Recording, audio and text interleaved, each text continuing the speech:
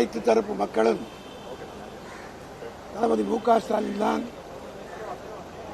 இரண்டாவது முறையாக தமிழ்நாட்டின் முதலமைச்சராக வரப்போகிறார் என்பதை எல்லோரும் கருத்து தெரிவித்ததற்கு பிறகு நாளைய தினம் வாக்கு எண்ணிக்கையில் சமூக ஊடகங்களிலே வருகிற செய்தியை பார்த்தால் பாஜக அதனுடைய கூட்டணியை சார்ந்தவர்கள் ஏதேனும் வாக்குச்சாவடி எண்ணிக்கை நடைபெறுகிற இடத்திலே திட்டமிட்டு ஏதேனும் செய்வார்களா என்கின்ற ஒரு சந்தேகம் எனக்கு ஏற்படுகிறது. காரணம், சமூக ஊடகங்கள் அப்படிப்பட்ட செய்திகள் வந்து கொண்டிருக்கின்றன. ஆகவே தேர்தல் ஆணையத்தை நாங்கள் கேட்டுக்கொள்வதெல்லாம் எந்த புகார் வந்தாலும் உடனடியாக நடவடிக்கை எடுத்தாக வேண்டும். காரணம் என்னன்னா, நாங்கள் நடவடிக்கை எடுக்கிறோம்னு சொல்லிட்டு சாயந்தரம் வரலாம் அப்படியே வச்சுக்கிட்டு இருப்பாங்க. அதை வச்சுக்கிட்டு இருக்கும்போது ஓட்டு டிஸ்டர்ப் ஆகும். இதுக்கு பிறகு அங்கேயே லா அண்ட் ஆர்டர் கிரியேட் பண்ணி ஏதாவது பிரச்சனையை ஸ்டாப் பண்ணலாமா, கவுண்டிங்கை ஸ்டாப் பண்ணலாமான்னு செய்வதற்கு எல்லாம் பிஜேபி எதையும் செய்யக்கூடியவர்கள் தான் அவர்கள்.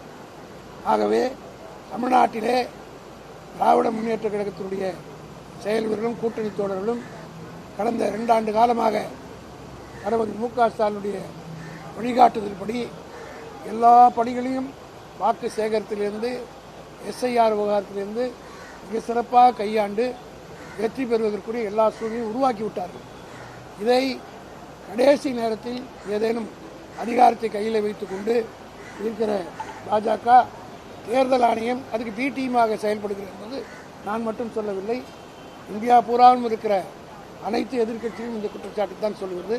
சுப்ரீம் கோர்ட்டே கூட தேர்தல் ஆணைய கமிஷனை சில நேரங்களில் கண்டித்து இருக்கிறது. ஆகவே அப்படி சீசரின் மனைவி சந்தேகத்துக்கு அப்பாற்பட்டவராக இருக்க வேண்டும். ஆனால் தேர்தல் கமிஷன் அப்படி இல்லை. ஆகவே தான் முன்னெச்சரிக்கையாக இந்த நடவடிக்கை திமுக எதையும் சந்திப்பதற்கு தயாராக இருக்கிறது. அதையும் நான் தெரிவிக்கிறேன். பொதுவாக ஜென்ரலாக ஸ்பெசிஃபிக்காக சொல்ல முடியாது. காரணம், அவங்க பிளானிங் எப்படின்றது நீங்கள் சோஷியல் மீடியாவில் வரதெல்லாம் பார்க்குறீங்க. அதனால் we cannot be silent spectators. அதனால் நாங்கள் நடவடிக்கை எடுக்கிறோம். ஆனால் சட்டத்துறை என்பது திமுகவில் வலுவான ஒரு துறை. அதனால் சட்ட ரீதியாக நாளைக்கு கேட்பாங்க, ஏன் விட்டுட்டீங்க, சட்ட ரீதியாக ஏன் நடவடிக்கை முன்கூட்டியே எடுக்கணும். அதனால் கம்ப்ளைண்ட் பண்ணியிருக்கோம்.